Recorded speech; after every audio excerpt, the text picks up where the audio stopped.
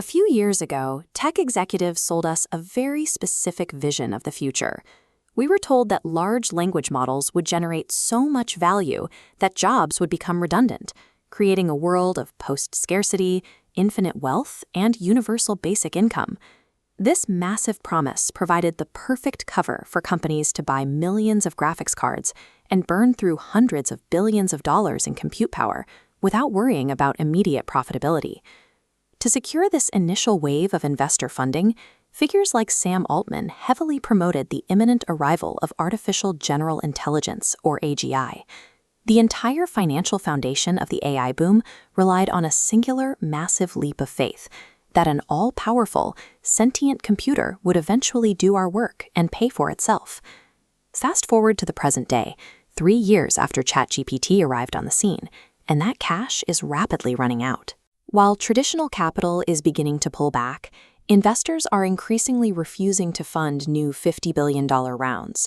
They just watched these companies incinerate their previous cash injections in a matter of months. This squeeze has led to moments of pure absurdity, like a startup named Thinking Machines securing a $12 billion valuation despite having no product, no history of data, and little more than a one-page website. Despite being led by key industry executives like former OpenAI CTO Mira Murati, that startup quickly burned through its initial $2 billion seed funding, leading to internal shouting matches, executive firings, and a rapid collapse. Strip away the hype, and the industry is facing an existential crisis. There is still no viable commercial model for large language models to actually generate a profit. To understand why the technology is stalling out, we have to look at how these models learn, specifically a concept engineers call the capability curve. This chart tracks AI capability.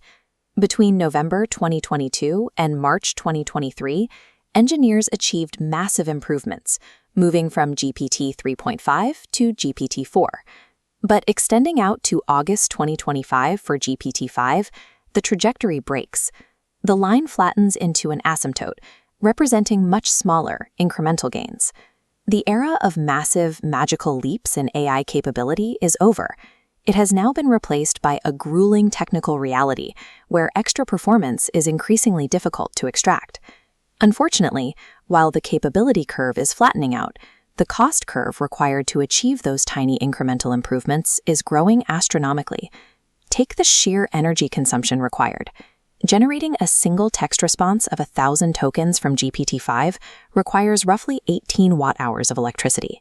Elon Musk's brute force strategy with his company xAI illustrates the scale of this problem. To train his latest models, Musk built the Colossus II data center, a facility that requires a massive 1 gigawatt of power to operate. To fill a gigawatt data center, you need hardware. In this case, roughly 600,000 of the latest top-tier NVIDIA GPUs. The price tag for all of this compute is so extreme that traditional banks and private equity firms are backing out. Tech leaders are now flying to the Middle East to beg sovereign wealth funds for billions. This breaks the core business model of Silicon Valley. In traditional tech, scaling up creates massive financial savings. But in AI, scaling up makes operations exponentially more expensive.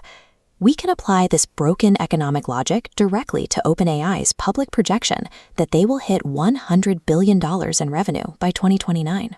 This chart visualizes the users needed to hit that target: 22 million paying $200 a month, plus 200 million paying $20. But adjusting for reality, the volume shrinks to 35 million total subscribers because users actively refuse to pay premium prices. Because the basic household math of consumer subscriptions cannot cover the cost of running gigawatt data centers, these companies are forced to find a desperate new way to survive. Major tech players are now deploying radical strategies to avoid this financial cliff. Apple simply looked at the math and opted to sit out of the massive data center race entirely, saving themselves almost $80 billion a year in capital expenditures. Anthropic has chosen a different path with their model, Claude: strict austerity. To mitigate their burn rate, they survive by aggressively throttling their own users. They enforce tight usage limits and cap conversation lengths, which regularly leaves paying customers reporting that the tool becomes nearly unusable after just a few minutes of average work. Whether a company dodges the hardware race entirely or severely punishes the end user, the reality is clear. Nobody can actually afford to run AI models at full capacity. This brings us to the final, inevitable consequence of the financial breakdown. OpenAI has officially walked back its promises and announced plans to introduce ads into the free and lower-tier versions of ChatGPT. When they made this announcement, OpenAI explicitly claimed that conversations would remain private and that the ads would not be influenced by what a user asks the chatbot. Yet, in their own published materials explaining the update, OpenAI showed an example of a user asking a question about Santa Fe, who coincidentally received an advertisement for a hotel based right there in Santa Fe. We already know exactly how this playbook works. Google and Facebook built their empires on this exact model, proving that targeted advertising requires monetizing the contents of private user data. The tech industry cannot sustain the immense cost of the AI team without ultimately selling out the user. We were promised artificial general intelligence, but the current financial reality has redefined AGI into something much more cynical,